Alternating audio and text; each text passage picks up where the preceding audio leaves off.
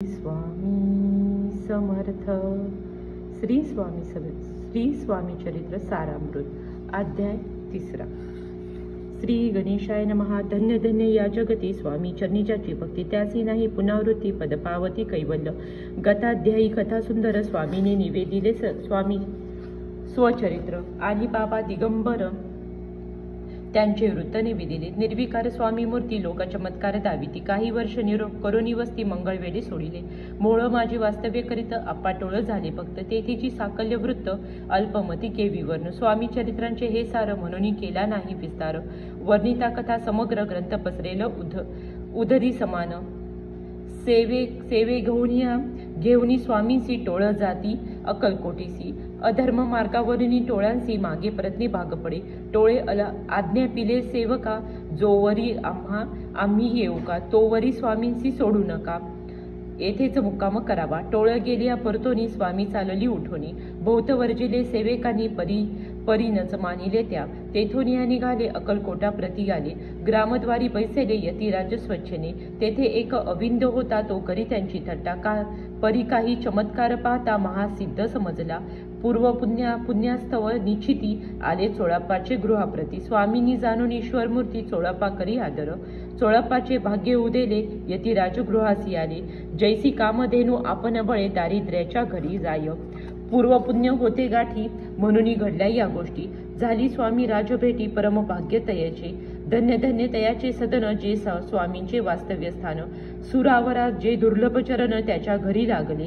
योगाभ्यासी योग साधती तडी तापडी मार्गी श्रमती. निराहार किती कराती मौन धरिती किती एक चरणी उभे राहुनी सदा विलोकिती गगन. एक गिरीवरी बैसुनी तपश्चर्या करिताती. एक पंचग्नी साधन करीती. एक पवनाते भिक्षिती. कित्येक संन्यासी होती संसार अवघा सांडोनी. एक करीती कीर्तन एक मांडती पूजन.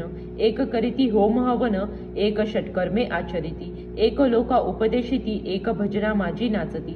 एक ब्राह्मण भोजन करीती एक बांधली देवालये. परिजयाचे चरण दुर्लभ सद्द भक्ती वाचोनी केली यासी नाना साधन. भावविन सर्व व्यर्थ योग यागादा की काही. चोळप्पाने केले नाही परिभक्ती सव पाही. स्वामी आले सदनाते त्याची देखून या भक्ती. स्वामी तेथे भोजन करीती. तेव्हा चोळप्पाचे चित्ती आनंद झाला भोवसाळ. तैपासून त्यांच्या घरी राहिले स्वामी अवतारी. दिवसेंदिवस चाकरी चोळप्पा करी अधिकाधिक. तेव्हा राज्य पदाधिकारी मालोजी राजे गादीवरी. दक्ष असोनी कारभारी परमज्ञानी असती जे.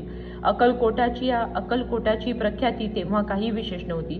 परी त्यांचे भाग्य निश्चिती स्वामी चरणी उदेले. तैपासून जगात तया नगरात नाव गाजत. अप्रसिद्ध ते प्रख्यात किती एक झाले. चोळप्पाच्या गृहाप्रती आले कोणी एक यती. लोका चमत्कार दाविती गावात मात पसरली. आपली व्हावी प्रख्याती ऐसी नाही ज्यांचे मूर्छित्ती. म्हणून या स्वामी राजयती बहुधा न जाती फिरावया. लोका माझी पसरली मात नृपासी कळला वृत्तांत. की आपुलिया नगरात यती विख्यात पातले. राहती चोळप्पाच्या घरी दर्शन जाती नरनारी. असती केवळ अवतारी लीला ज्यांची विचित्र. वार्ता ऐसे ऐकोनी राव बोलला कायवानी. गावात यती येऊनी फार दिवस झाले. परी आम्ही श्रुतपाही आजवरी झाले नाही. आता जाऊनी लवलाही भेटू तया यतीवर्य. परी ते केवळ अंतर्ज्ञानी ऐसी वार्ता ऐकली कानी. हे सत्य तरी येऊनी आताच देती दर्शना. रावमुखातून वाणी निघाली तेची यती मूर्ती पुढे ठेली. सकल सभा चकित झाली मती गुंगली रायाची. सिंहासनाखाली उतरुनी राव घाली लोटांगण. प्रेमाश्रूंनी भरले नयन कंठ झाला सदतीत. दृढ घातली मिठी चरणी चरण धुतले नेत्राश्रूंनी. मग तया हस्तकी धरुनी आसनावरी बैसविले. खून पटली अंतरी स्वामी केवळ अवतारी.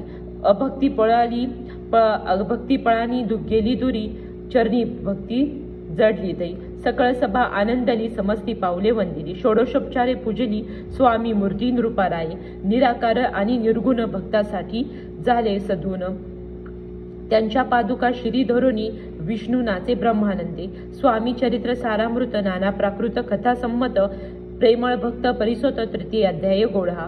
श्री स्वामी राजपर्णमस्तु क्षीररस्तु शुभ भवतु. इति श्री स्वामी चरित्र सारामृत अक्कलकोटे नगर प्रवेशत तृतीय अध्याय गोढा. श्रीररस्तु शुभ भवतु. श्री स्वामी यथा श्री स्वामी